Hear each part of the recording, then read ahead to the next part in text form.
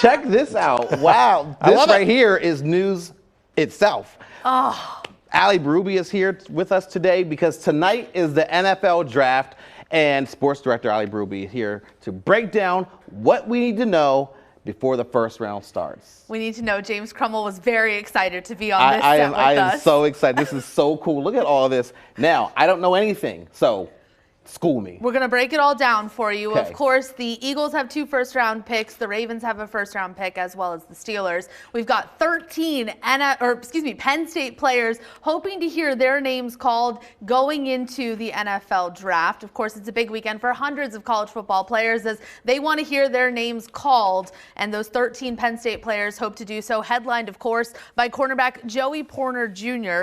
He is one of the best cornerbacks in the draft, projected all season last year as a first-round pick. He's lived up to the hype, put in some impressive numbers. He is, of course, the son of former Steelers linebacker. You see him there on your screen, Joey Porter Sr. He was also a coach with the Steelers, so I know a lot of Pittsburgh fans wondering if he's going to make his way over there. Then you have safety Tig Brown, Jair Brown. He's kind of sneaking up onto the board a little bit higher than maybe some people thought due to his athleticism, and he's one of the best safeties in the draft. You see him there, number 14 on your screen, quarterback Sean Clifford. Can he be drafted into the NFL? Of course, spending 6 seasons with the Nittany Lions, plus, of course, 10 other Penn Staters hoping to hear their names called, James. Okay, so when we're watching starting tonight, right here on ABC27, are there any mid-state players that we should be keeping our eyes out for? We've got 2 big ones, and we'll start with the biggest because he is 6'7", 255 pounds, Camp Hill's tight end,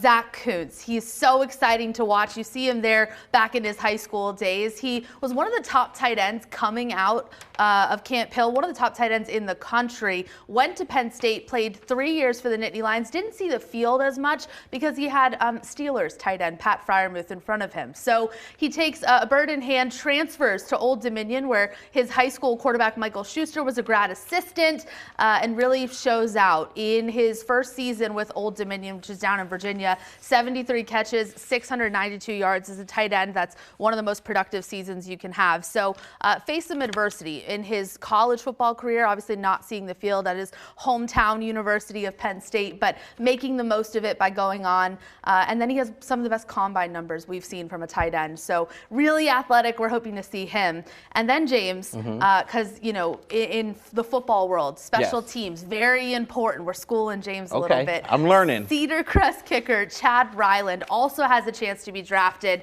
Of course, played 2 years of high school football over at Cedar Crest. Went on to be a preferred walk-on at Eastern Michigan. Was one of the best kickers, but that's a smaller Division I school, so he wasn't getting as much attention. So he took his grad transfer year, which means he graduated from Eastern Michigan, played 1 season with the Maryland Terrapins, had a 24 straight kicks, good, streak there, went 19 for 23, one of the most productive college kickers. So kickers don't always find themselves drafted, but we're hoping he gets a chance to. I really love just watching the whole spectacle of all of it. It's so exciting, and especially when you get to see local kids make it. I just remember when Micah Parsons got drafted, how exciting that was, and watching that whole thing play out. And it's just such a special time. It's crazy to think that that was only 2 years ago, that the whole city of Harrisburg was wrapped up in this.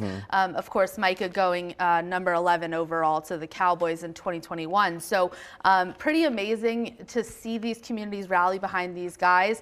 I know Camp Hill, they're going to have parties all weekend long for Zach, and of course out in Lebanon. Chad, I asked him, what are we doing for the party? And he said, me, mom, dad, the couch, that's it. I don't want to make too much of a big deal about this, because he said it's not his end goal. His end goal is to have a long, healthy NFL career. So he doesn't want to over celebrate whatever happens this weekend. And that's a really good attitude to have. Calm, cool, collected. Very cool stuff. All right, let me get your professional opinion here. Yes. Who do you think is going to be number 1? Oh, James is putting me on the spot. Of course, there's a bunch of quarterbacks that we're thinking could go top 5, including a former Penn Stater in Will Levis.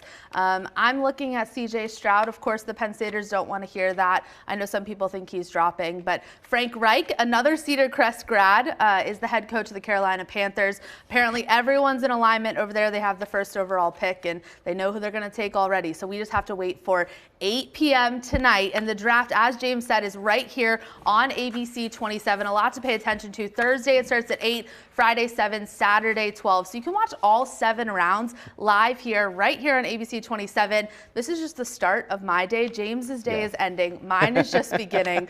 We're going to break it all down all day for you. You know what I really love? I love the chime when the pick is in. And then they all boo Roger Goodell. It's the best part. Fun stuff. Allie, great talking sports with you today. Thanks for joining us on our turf. Thank you for coming in here a little bit early for you. Of course, All right, appreciate it.